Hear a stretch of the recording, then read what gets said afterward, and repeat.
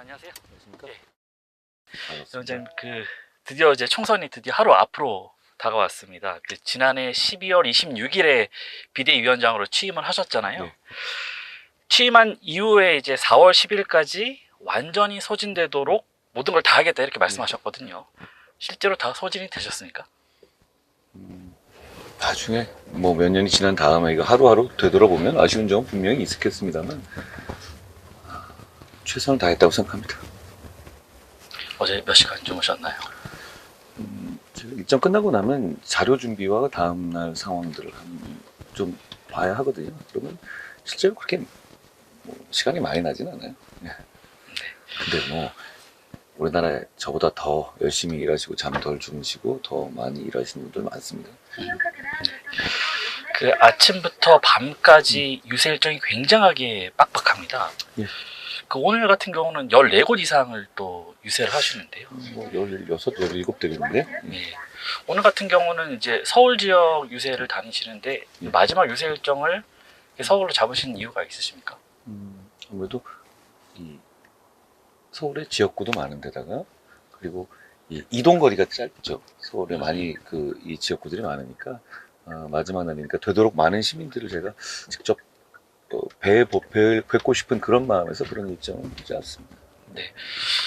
공식 일정을 보니까요. 마지막 유세 일정이 저녁 8시 20분에 청계광장에서 이루어지는 예, 걸로 예. 나와 있더라고요. 이 장소는 위원장께서 직접 고르신 겁니까? 저 우리 당의 식구들과 같이 한번 골라봤던 건데요. 동료들 입장에서는 이 상징성 그리고 서울을 상징하는 곳이기 때문에 거기서 마지막 호소를 드리는 게 좋겠다라는 의견들이 많았고요. 저도 동의했습니다.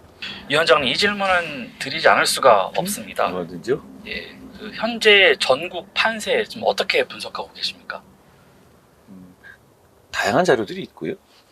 그런 자료들이 역동적인 민심의 변화를 다 담고 있는지는 저는 여러 가지 생각을 하게 되더라고요. 다만 저희가 뒤쫓아가는 입장이고 저희가 더 분발해야 되는 건 맞습니다만 충분히 해볼 만하고 본투표에 얼마나 많이 나와주시냐에 모든 게 달려있다라고 생각합니다.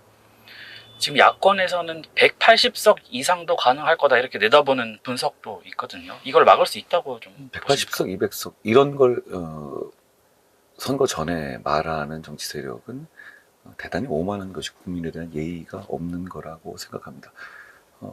그런 일이 진짜 벌어진다면 대한민국에 정말 무시무시한 세상이 열릴 겁니다. 저희는 그걸 막아야 한다고 생각하고 그리고 상식적인 많은 시민들이 거기 공감하시고 이건 이러면 안 되겠는데 라고 생각하실 거라고 저는 믿습니다. 네.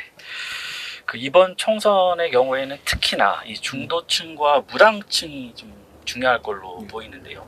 이 중도층과 무당층, 물론 이제 선거가 하루 앞으로 다가오긴 했습니다만 이들의 표심을 사로잡을 막판 전략이 있으시다면요. 저희가 그동안에 금융투자세 폐지라든가 정치개혁의 의미에서 여러 가지 제도들, 심지어 세비를 엄청난 비율로 깎겠다는 것, 그리고 여의도 정치의 시대를 종식하기 위해서 여의도 국회를 완전히 이전하겠다는 것 등등 해가지고 많은 중도라는 의미가 좀 모호하죠. 그렇지만 어쨌든 간에 상황에 따라서 얼마든지 다른 투표를 하실 수 있는 스윙보터라는 표현이 저 정확하다고 생각합니다. 그런 분들께 저희가 충분히 호소할 만한 정책을 많이 내놨다고 생각합니다.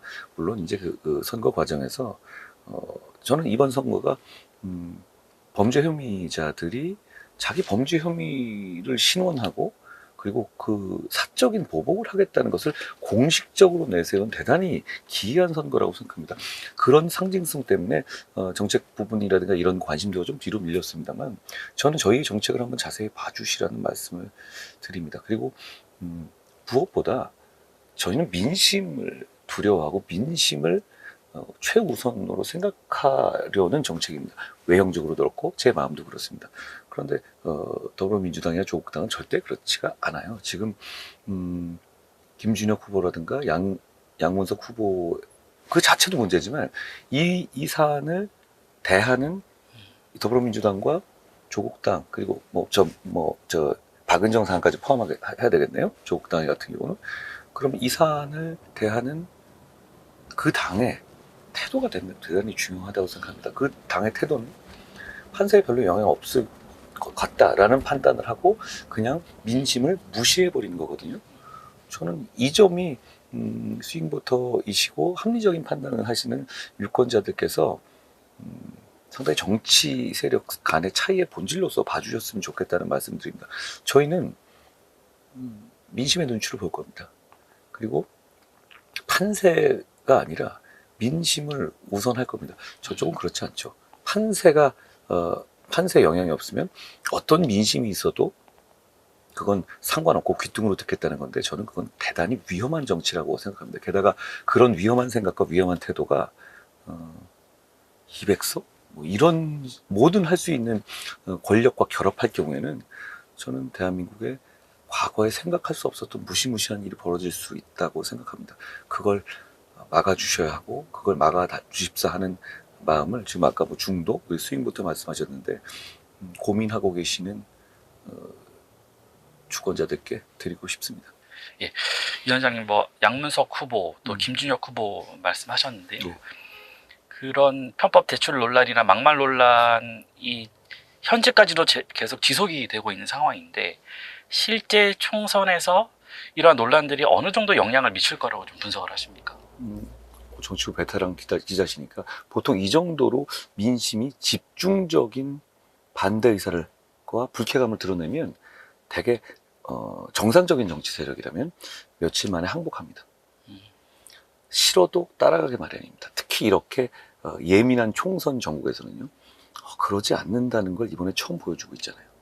대단히 위험한 현상이라고 생각합니다. 독재가 뭡니까? 민심이 뭐라고 해도 정치 세력의 이익에 따라서 민심을 무시하는 게 독재 아닌가요? 저는 그 조짐이 보인다고 생각합니다. 지금도 이러는데 국회에서 다수 권력을 장악한 다음에는 그냥 이 사람들이 이럴 거예요. 국민이 선택해줬으니까 우리는 뭐든 해도 돼. 지금까지 이런 비슷한 레토릭을 많이 보셨죠. 더 강화될 겁니다. 그리고 지금 더불어민주당이나 조국당은 과거 2020년 선거하고 또 달라요. 그때는 나름대로 다른 이질적인 세력들이 포함된 정당이었잖아요. 지금은 완전히 이재명 대표나 조국 대표에게 아부하고 거기에 눈밖에 나지 않을 사람들만 공천했어요. 그게 비명학살 공천이었잖아요. 그러면 이런 사람들, 이렇게 거의 친위대 같은 사람들이 만든 200명이라는 건 어떤 일이라도 자기들 이익에 맞으면 그 이재명 대표나 조국 대표의 뜻에 맞으면 뭐든 할 수 있는 상황이 될 겁니다.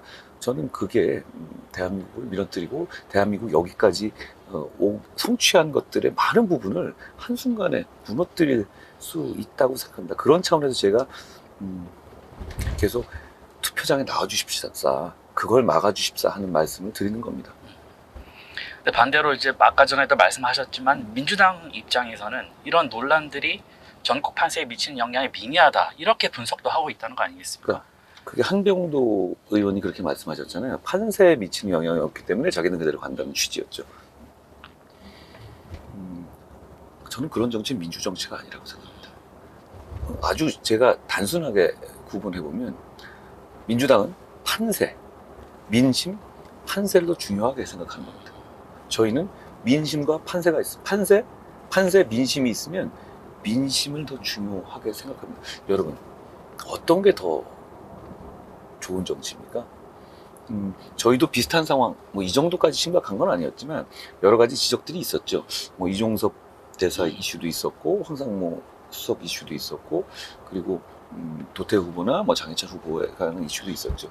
거기서 민심이 여러 가지 이 불쾌감이나 어떤 반대 의사를 보여주셨잖아요. 그때 저희가 어떻게 했는지 한번 생각해 주시면, 그게 제가 결정한 것들이 과연 우리 판세에 무조건 도움이 되는 것이었나? 그렇지는 아니었을 겁니다. 그런 건 아니었을 거고, 그게 아니었을 가능성이 큽니다. 나중에 보더라도. 그렇지만 저희는 민심을 선택했어요. 정치라는 건 그거 아닙니까? 그 본질을 놓치면 좋은 나라를 만들겠다는 정치를 할 수가 없다고 생각해요. 근데 저분들은 공공연하게, 이게 공식적인 발언이었잖아요. 판세를 민심보다 중시하겠다? 저희는 그런 정치 안 하겠습니다. SBS를 포함해서 여러 언론사에서 여론조사를 하지 않았습니까? 네. 이제 결과를 보면 이 조국 혁신당이 이 비례정당 지지도가 높게 나오고 있습니다. 국민의미래나 더불어민주연합과 함께 상위권을 차지하고 있는데 어떻게 보면 신생 정당이 이렇게 좀 돌풍을 일으키고 있다 이런 분석도 나오고 있는데 여기에 대해서 좀 어떻게 보십니까? 역사를 보고 세계를 보면 극단주의 성향 그리고 비상식적인 그 행동과 비상식적인 정책을 내놓는 정당이 일시적으로 돌풍을 일으키는 경우가 많이 있어 왔습니다. 사실 뭐 그 내용으로 본다면 송영길 대표의 소나무당이나 조국당이나 다를 게 뭐가 있습니까? 감옥 가겠다는 사람들이고 그리고 그걸 알고 그리고 조국 대표는 누명을 썼다고 주장하지도 않아요. 누명을 쓴 사람이 시스템에 복수하겠다는 건 가능한 얘기일 수도 있습니다. 뭐 수준 낮은 얘기긴 합니다만 그렇지만 누명이 아니라 자기 죄는 맞지만 복수하겠다? 이건 그냥 말 자체가 말이 아닌 거거든요. 그걸 공식적으로 내세우고 권력을 달라고 하는 정당, 이건 극단주의적 정당이죠. 그렇지만 그런 식의 정당이 변방에서 있었던 경우 많이 있었습니다. 허경영당 같은 경우도 그러고 그랬죠. 그렇지만 이 당이 권력을 잡겠다, 중심으로 들어오겠다. 이건 민주주의 위기입니다. 이런 민주주의 위기가 있었던 적이 많이 있잖아요. 그거에 제대로 대응하지 못하면 2차 대전 당시에 뭐 히틀러 같은 결과가 나오는 것이고 그렇지만 그럼에도 불구하고 상식적인 국민들이 이건 안 된다고 이걸 물리치는 경우에는 나라가 또 정치 문화가 한 단계 더 발전하는 거라고 생각합니다. 저는 지금이 그 기로라고 생각해요. 대한민국이 만만한 나라가 아니거든요. 여기까지 오는데 얼마나 많은 사람이 희생하고 이 정도의 정신적인 성취, 민주적 성취를 거두는데 얼마나 많은 사람들이 피 흘리고 얼마나 많은 사람들이 노력했습니까? 헌신하고 희생했죠. 그걸 한순간에 이렇게 무너뜨리는 선택을 대한민국의 위대한 국민들께서 하시지 않을 거라고 생각해요. 그런 차원에서 저는 투표장에만 나가달라고 계속 호소하는 겁니다. 정치적으로 저희나 우리 정부에 대해서 부족한 점이 많이 있을 수 있습니다. 저는 뭐 고치려고 최대한 노력해왔다고 생각하는데요. 앞으로 더 그럴 겁니다. 그렇지만 그 부족한 점에 대한 지적이 범죄자들이나 이렇게 그 시스템 자체를 부정하는 세력으로의 권력을 완전히 넘겨서 대한민국의 역사나 미래를 맡겨보겠다라는 선택을 하는 그쪽으로 가는 거라는 건 저는 지금 우리가 여기까지 온 그 과정들이나 역사를 생각해 볼 때 지금의 2024년 대한민국에 걸맞지 않는 선택이라고 생각합니다. 국민의힘 같은 경우는 범죄자 심판, 뭐 2조 심판 이런 메시지를 많이 던졌고 반대로 민주당 같은 경우는 정권 심판 프레임을 내걸고 공세를 펼치고 있습니다.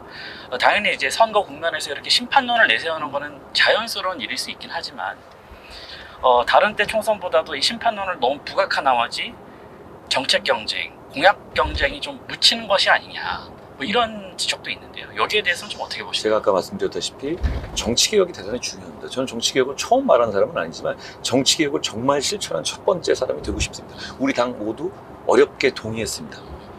국회의원이 받고 있는 세비를 거의 3분의 1 수준으로 깎겠다는 거잖아요. 그런 거에 다 동의했습니다. 부채포트건 포기했고 여의도를 완전히 이전하는 것도 저희가 다 동의했고 그런 차원에서 공천장에다가 이미 그 내용까지 끼워 넣었죠.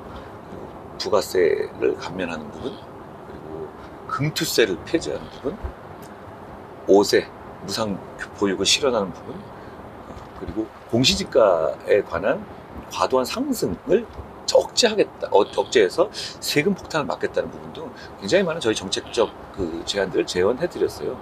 그런데 기자님 말씀하신 것처럼 그 부분이 국민들이 보시기에 잘 주로 안 떨어지는 이유는 이번 선거의 특수성 때문 같아요. 그러니까 어떤 비슷비슷한 사람들끼리 적어도 도덕적으로 기본은 되는 사람들끼리 정책 경쟁을 한 게 아니라 한쪽은 정말 범죄자들만 쏙쏙 모아서 지도부를 구성해 놓은 그런 그림이 돼버리고 그리고 그거에 대해서 반성하지 않고 오히려 내놓고 시스템에 복수하겠다고 하는 세력입니다. 대한민국을 무너뜨리겠다고 하는 거거든요. 그럼 그 문제에 대한 문제 제기가 굉장히 선명하게 되는 게 필요합니다. 그러니까 그 범죄자들이 자기를 방어하고 범죄자들이 시스템을 이용해서 시스템을 무너뜨려서 자기들의 범죄를 가리겠다고 하는 것을 공식적으로 내세운 마당에 그 부분을 정면으로 지적하지 않고 정책만 얘기하는 걸로서는 국민들이 제대로 된 선택을 하시는데 정보를 드리는데 부족하다고 생각해요. 그 점을 말씀드린 것이고 그렇지만 저희가 정부 여당으로서의 정책이라든가 그런 부분에도 소홀했냐? 그렇지 않습니다. 대단히 많은 얘기들을 했죠. 그러니까 몇 가지 저희가 강력한 얘기를 했잖아요. 서울과 경기도의 재조정, 그리고 그걸 원시화법을 하겠다는 것, 그리고 금투세 폐지 등등 있죠. 그런데 문제는 이번 선거에서 보면 더불어민주당이나 조국당은 그런 정면 승부를 한 정책적 대안에 대해서 이렇게 빠져나가요. 금투세 폐지에 대해서 더불어민주당의 입장이 뭔지 아세요? 굉장히 많은 사람, 1,400만 투자자들이 다 관심을 갖는 얘기죠. 뭔지 아세요? 정확하지가 않습니다. 왔다 갔다 하지만 결국은 반대로 보입니다. 그죠? 유지하겠다는 거 보여요. 그리고 서울 편입과 경기 분도에 대해서는 어떤 입장입니까? 굉장히 큰 아젠다잖아요. 어떤 입장입니까?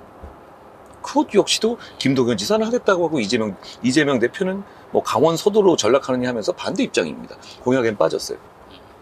비동의 가늠제 도입에 대해서 민주당이 도대체 어떤 입장입니까? 저희는 억울한 사람, 저희는 성범죄자에 대한 강력한 처벌을 지금까지 해온 세력이고, 특히 저는 그렇죠. 그럼에도 불구하고 그건 억울한 사람을 양산할 수 있기 때문에 반대하는 입장이라는 거였고요. 더불어민주당 입장은 뭡니까? 넣었다가 세금원이 뺐죠? 그 다음에 그럼 안 한다는 건 아니고 장기적으로 추진한다 이렇게 나오고 있죠. 그러니까 정책적 대결을 지금 야당은 피하고 있어요. 그걸 가지고 대결하고 싶지 않아 합니다.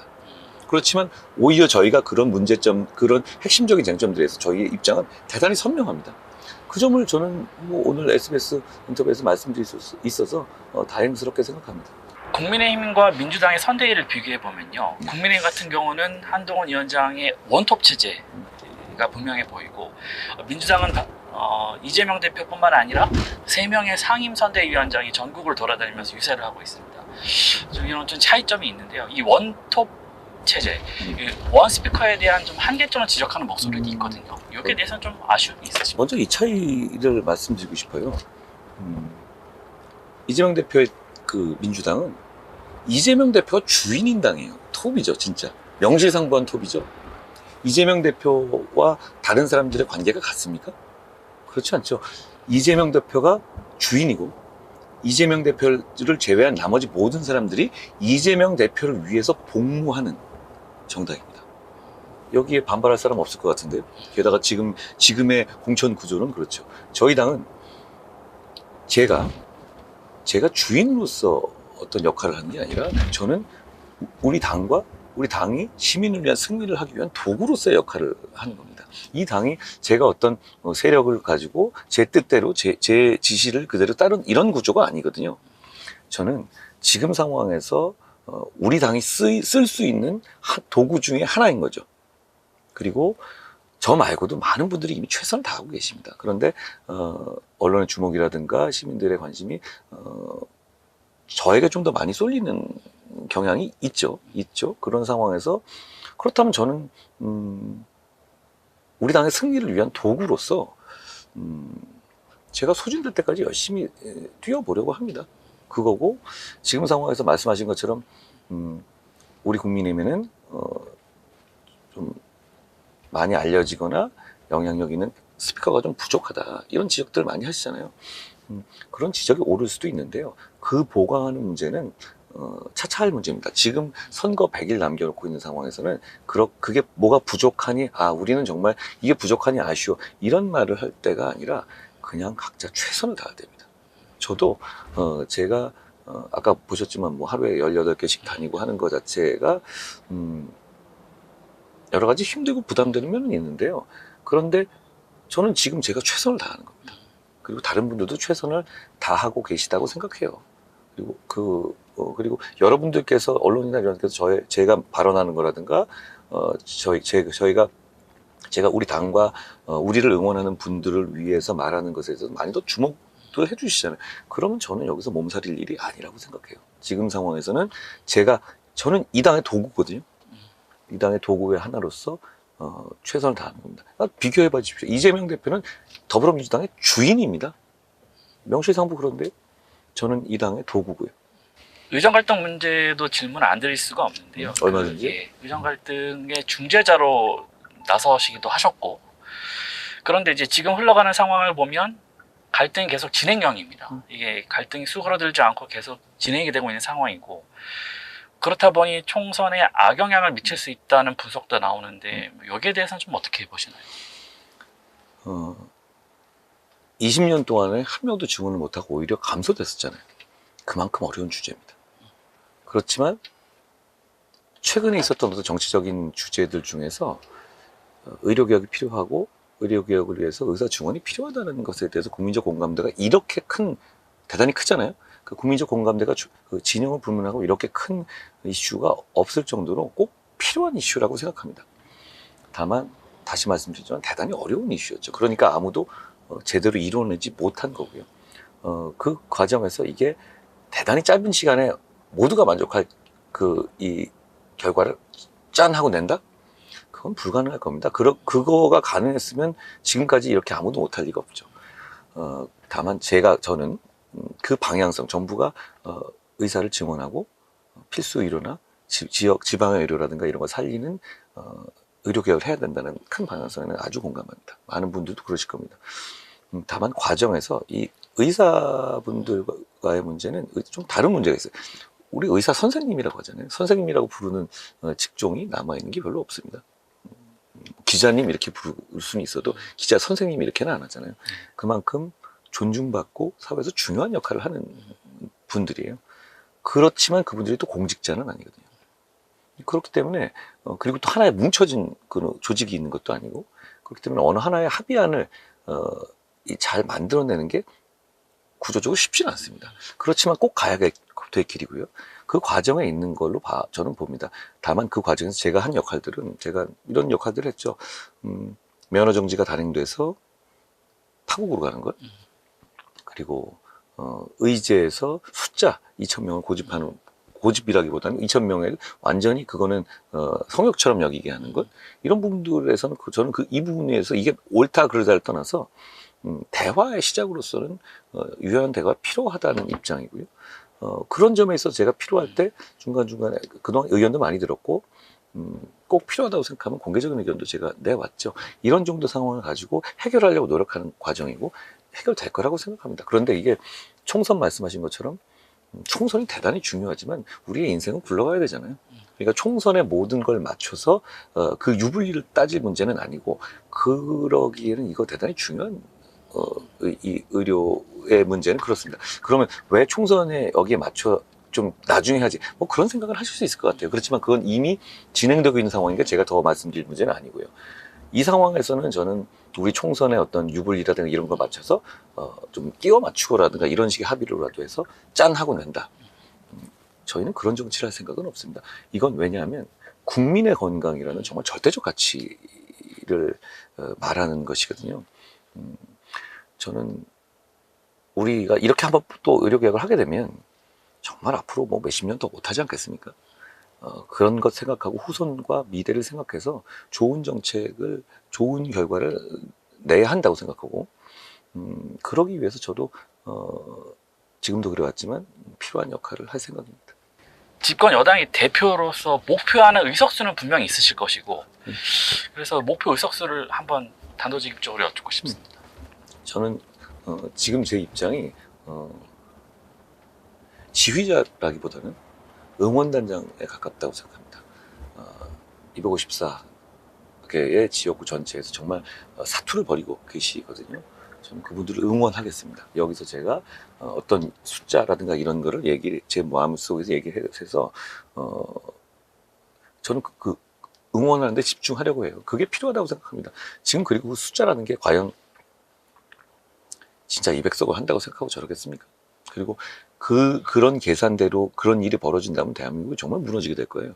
그런 차원에서의 숫자에 대한 얘기가 나올 수는 있습니다만 제가 몇 석 얘기하는 게 저는 이번 선거에서 나라를 지키고 범죄자들 몰아내고 그리고 대한민국의 발전에 새로운 초석을 만드는데 도움된다고 생각하지는 않습니다.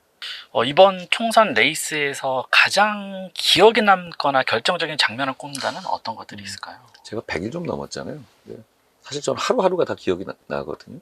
하루하루가 기억나고 아까 처음에 말씀드렸지만 물론 이런 후일담을 지금 할 때는 아닙니다. 저는 지금 응원단장으로서 계속 응원을 할 거고 오늘 내일 끝까지 뛸 겁니다.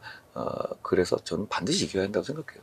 잘못하면 정말 나라가 위기에 빠지고 그리고 이 시기를 우리 국민 모두가 후회할 수도 있다고 생각합니다. 저는 그걸 막기 위해서 최선을 다할 겁니다. 그렇지만 제가 뭐 100여일 동안의 이 달려온 과정 중에서 나중에 돌아보면 또 여러 가지 결과들을 놓고 있을 때, 이런 부분은 조금 더 이렇게 했었어야 하는 그 부분은 분명히 많이 있을 겁니다. 아주 많이 있지 않겠습니까? 그런데, 제가 지금 돌아보면서 하루하루를 다 생각해보면, 제가 최선을 다했다고 생각합니다. 그리고, 오늘 12시까지도 제가 최선을 다할 생각입니다.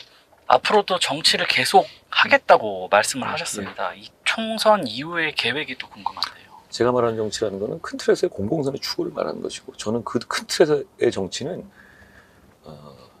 20여 년 전부터 해왔습니다. 그리고 저는 검사 시작할 때 첫날 이렇게 생각했거든요. 내가 평생 할 출세는 오늘 다 한 거다. 이렇게 하고서 일을 해왔습니다. 그러니까 어떻게 보면 쪼대로 살기 좋더라고요. 저는 그런 면에서 뭐가 되거나 어떤 자리를 생각한 적은 정말 없어요. 지금도 그렇습니다. 그렇지만 저는 나라가 잘 됐으면 좋겠습니다. 그런 차원에서의 공공선의 추구, 이런 인생을 살겠다는 결심을 했습니다. 그리고 그 결심이 변하지 않을 거고요. 그런데 총선 후에 뭐에 도전할 것인가, 이런 문제는 별로 중요한 문제가 아닙니다. 저는 인생 자체는 방향성을 명확하게 갖고 자기 철학을 갖고 살아야 되지만 스트라이크 존을 좀 넓혀두고 살아야 한다고 생각합니다. 그냥 저는 그 이후에 무슨 일이 있을지 정말 생각해보지 않았습니다. 다만 나라가 잘 됐으면 좋겠고, 그 나라가 잘 되게 하는데 제 인생을 걸어보고 바쳐볼 생각입니다. 현실 정치의 측면에서만 본다면 총선의 결과가 앞으로 행보에 많은 영향을 미치지 않겠습니까? 그렇겠죠. 이 총선은 총선에 대해서 뭔가 잘하는 부분이 있고 정말 그런 거라면, 물론 제가 무슨 경험이 많은 것도 아닌데 그게 제 공이겠습니다. 그건 아니고 부족한 부분이 있고 총선 과정에 부족한 부분이 있다면 당을 이끈 온전한 저의 책임입니다. 저는 이 보수 정치의 그 가치는 책임감에 있다고 생각합니다. 저희는 책임감 있는 정치를 할 것이고, 이번 선거에서도 이재명 대표의 더불어민주당이나 조국 대표의 조국당과 저희의 차이는 그겁니다. 저희는 역사와 시민과 이 나라에 대한 책임감이 있는 정치를 하겠다는 겁니다. 저도 그렇게 하겠습니다. 네. 마지막으로요. 이 본투표를 앞두고 있는 유권자에게 한 말씀 부탁드리겠습니다. 역사가 진행되면서 정말 중요한 역사적 장면에서 그 역사의 주인공들이 그게 정말 얼마나 중요한지를 실감하지 못하는 경우도 많았던 것 같아요. 과거에 보면. 근데 저는 지금 우리가 내일 맞이하게 될 그 12시간이라는 시간이 어쩌면 5년 뒤, 10년 뒤, 30년 뒤, 50년 뒤에도 회고되고 반추될 만한 중요한 역사적 장면이라고 생각합니다. 몇십 년 뒤에 우리 아이들이나 후손들이나 그리고 우리끼리 모여서라도 그때 우리가 제대로 나서지 못해서 나라가 망했구나 라고 한탄하고 후회하기보다, 그때 우리가 정말 제대로 나서서 나라를 위기에서 구하고 그 이후에 이런 발전을 만들었구나 하고 서로를 자랑스럽게 격려하고 그럴 수 있었으면 좋겠습니다.